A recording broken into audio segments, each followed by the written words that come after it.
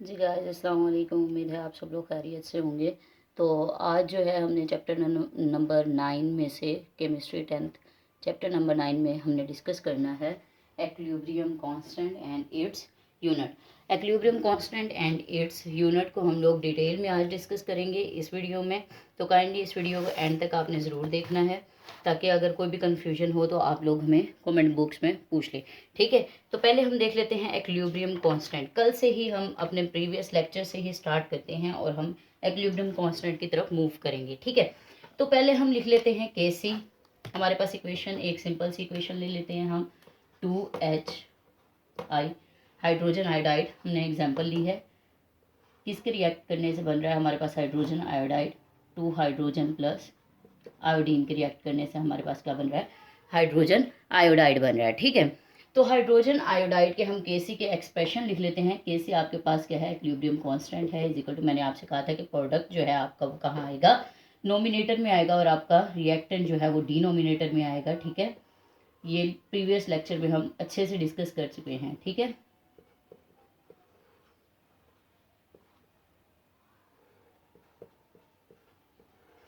ये चीज़ें हम लोग सारी डिस्कस कर चुके हैं। ठीक है, इसमें हमने देखना है कि इसके केसी के एक्सप्रेशन हमने कहा था कि जो मोलर कंसंट्रेशन होती है वो हमारे पास होती है मोल पर डेसीमीटर क्यूब।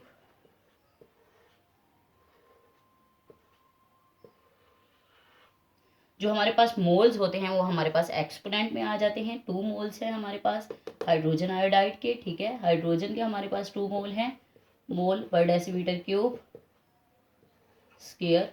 ठीक है, और फिर हमारे पास आयोडीन का मोल डेसीमीटर क्यूब। ठीक है, ओके, ये तो हो गया हमारे पास एक्सप्रेशन जो हमने लिख ली है। अब हमने क्या करना है? इनको कैंसिल आउट करना है और हमारे पास इसका आंसर आएगा। ठीक है, अब देख लेते हैं कि स्टार्टिंग में हमारे पास स्केयर है और मोल डेसीमीटर क्यूब का हमारे पास स्केयर है। स्केयर स्केयर के साथ कैंसिल हो जाएगा, तो हमारे पास जो आएगी कंसंट्रेशन वो आएगी 1 divided by mole decimetre cube. ठीक है, तो हमारे पास ये कंसंट्रेशन आएगी। इसके बाद हम देख लेते हैं इसे हमने फर्दर प्रोसीड कैसे करना है। फर्दर प्रोसीड करेंगे हम, फर्दर जब हम प्रोसीड करते हैं, सॉरी यहाँ पे H2 है हमारे पास, 2H नहीं है, H2 है। ठीक है, तो यहाँ पे स्केयर नहीं है हमारे पास, ये तो हम इसका स्केयर ले रहे हैं, तो हमारे पास स्केयर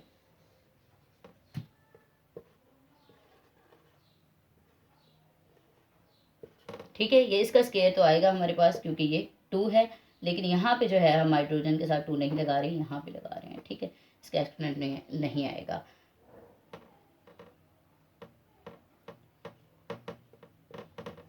ठीक है, तो अब देख लेते हैं कि यहाँ पे हमारे पास स्केयर है, तो यहाँ पे हमारे पास 1 1 2 हो जाता है, तो हम इसे क्या कर देंगे? कैंसिल आउट कर देंगे दोनों को, और हमारे पास क्या है? कोई यूनिट नहीं आता कंसंट्रेशन का हमारे पास। ठीक है, नो यूनिट। ओके, इसे अब हम अच्छे से एक्सप्लेन कर लेते हैं। हमने कहा था कि के सी की वैल्यू जब हम एक्विलिब्रियम कांस्टेंट को फाइंड आउट करते हैं तो हमने नोमिनेटर में अपने प्रोडक्ट को रखना होता है और डिनोमिनेटर में हमने अपने क्या रखना होता है? रिएक्टेंट्स को रखना होता है। सेकंड बात जो हमने डिस्कस करनी है वो ये है कि हमारी इक्वेशन जो है वो मस्ट बी बैलेंस्ड होनी चाहिए। ठीक है, पहले बैलेंस्ड नहीं थी, इसीलिए हमें जो है वो केसी कांस्टेंट के जो यूनिट्स हैं उसे निकालने में, ड्राइव करने में हमें मुश्किल पेश आ रही थी। इसलिए आपकी बैलेंस्ड इक्वेशन होगी तो आप केसी के यूनिट इजीली फाइंड आउट कर सकेंगे। ठीक है, थर्ड बात आपके पास जो होनी चाहिए वो ये है कि जो रेशो है आपके पास प्रोडक्ट वगैरह में, और उसके साथ जो आप एक्सपोनेंट को यूज़ कर रहे हो 2HI, जो नंबर ऑफ मोल्स भी आप कह सकते हो। ठीक है, वो जो आपके पास है वो यहाँ पर क्या क्या है आपके पास इक्वेशन में? एक्सपोनेंट में जाएंगे। ठीक है, एक्सपोनेंट में कन्वर्ट हो जाएंगे। अब केसी की वैल्यू जो है वो टेम्परेचर पे डिपेंड करती है, ओनली टेम्परेचर पे डिपेंड करती है। मतलब अगर आपका टेम्परेचर ज़्यादा है तो इसका मतलब है आपके रिएक्टेंट जो हैं वो ज़्यादा जल्दी या ज़्यादा फास्ट जो है वो किधर जाएंगे?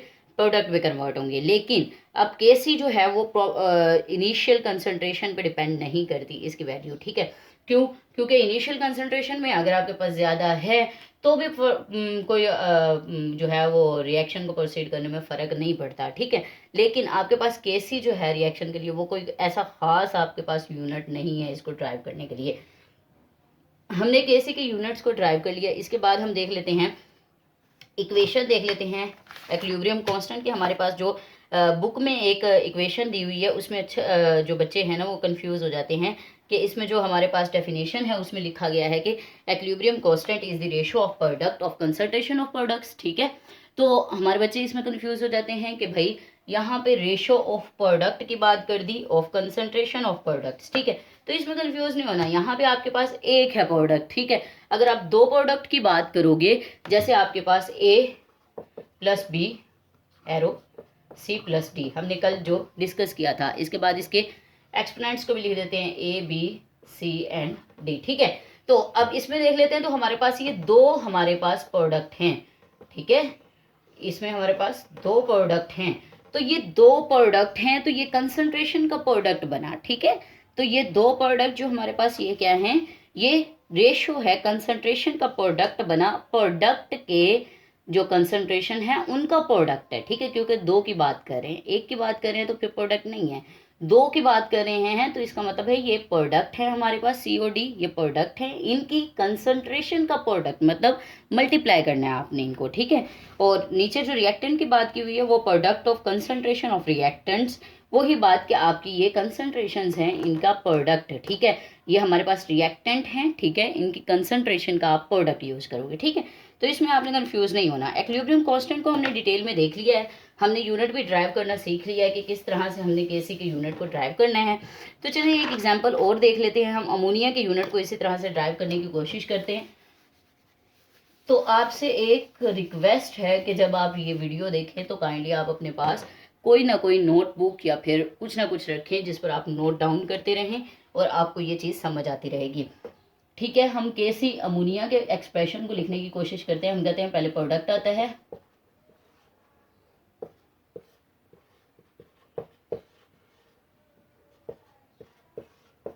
ओके पहले इधर इक्वेशन लिख लेते हैं ताकि आप लोग कंफ्यूज ना हो। N2 plus 3H2 arrow 2NH3, ठीक है जी।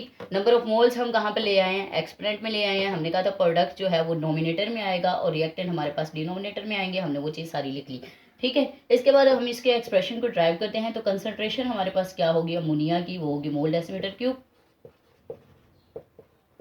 का स्क्वायर डिवाइडेड बाय नाइट्रोजन के लिए मोल डेसीमीटर क्यूब और साथ में हाइड्रोजन के लिए मोल डेसीमीटर क्यूब का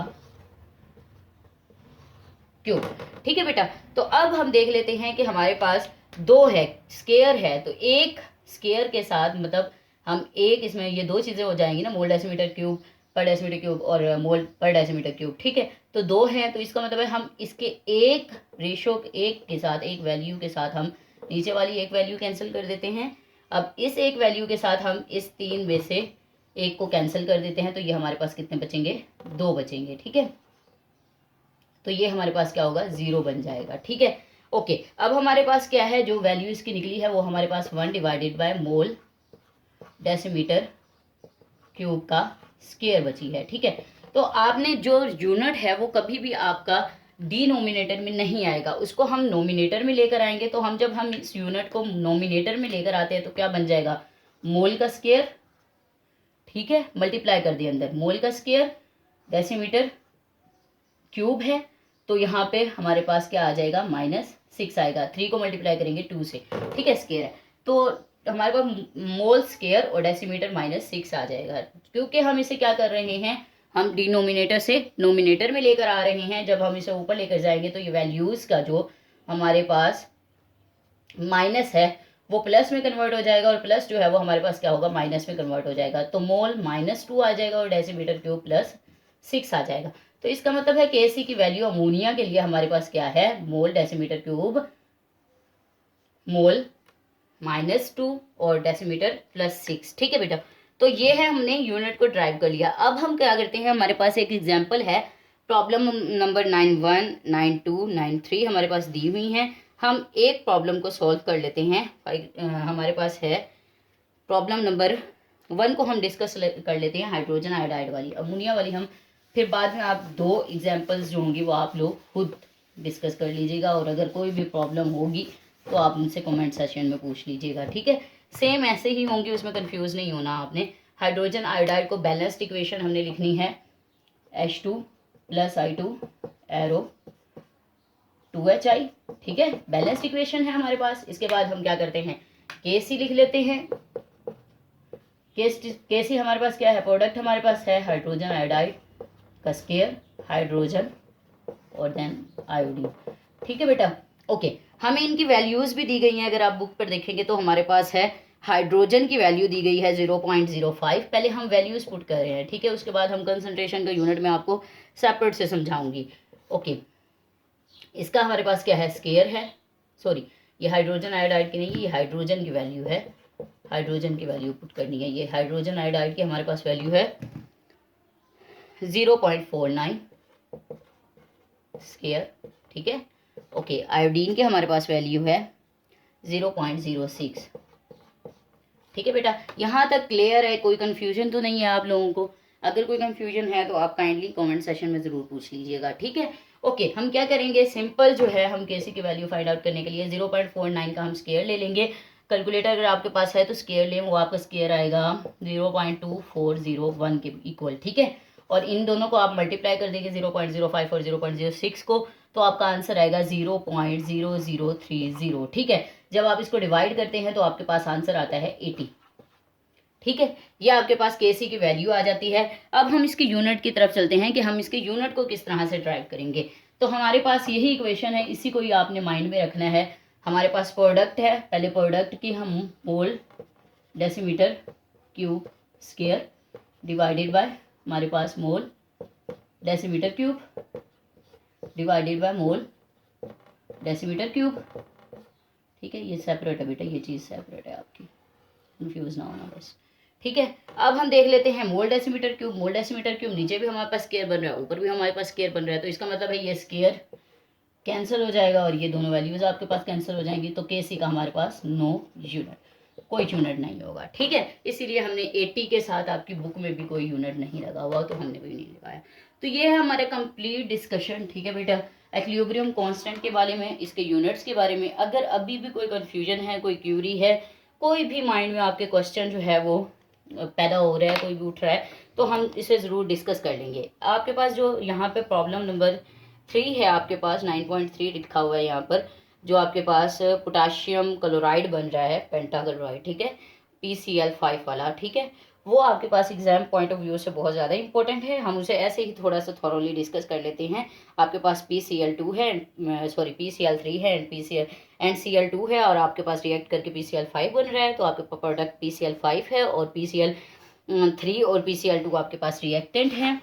उसके बाद आपके पास प्रोडक्ट जो है वो नोमिनेटर में चला गया है और डिनोमिनेटर में आपके पास वैल्यू आ गई हैं। और PCl3 के आपने वैल्यू जो कि निकालनी है, तो आपके पास क्या होगा, रिएक्टेंट की वैल्यू जो है वो मल्टीप्लाई हो जाएगी किसके साथ, आपके केसी की वैल्यू के साथ। तो PCl5 की वैल्यू आप इजीली निकाल लोगे, ठीक है बेटा। तो इसमें कंफ्यूज नहीं होना। अगर इसमें अभी भी आपको कोई कंफ्यूजन है, कोई क्यूरी है, आप कह रहे हो कि PCl5 वाली जो है एग्जाम्पल वो हमें अच्छे से समझा दें, तो हम इंशाल्लाह जो है नेक्स्ट वाली हम PCl5 के एग्जाम्पल को कर लेंगे। आप लोग काइंडली कमेंट सेशन में ज़रूर बता दीजिएगा अगर आपको समझ नहीं आ रही तो, ठीक है। ओके, मिलते हैं अगली वीडियो के साथ। अल्लाह हाफिज़, फ़ी अमान अल्लाह, अपना ख्याल रखिएगा।